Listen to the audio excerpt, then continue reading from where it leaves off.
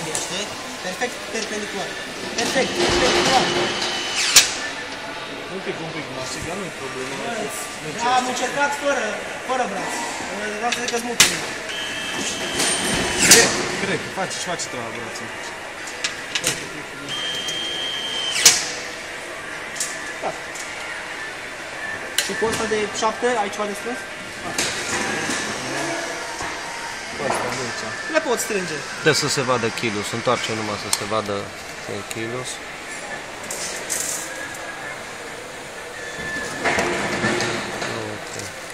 Calibration standard. Să vorbesc să strâng și acum.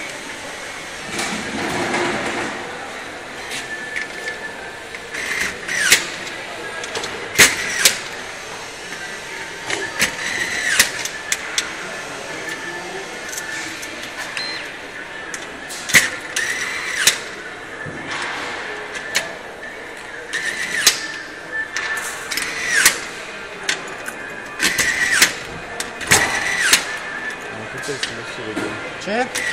Să lași, mă, să le și reglăm. Da? Îți gata reglate astea. E procesul corect.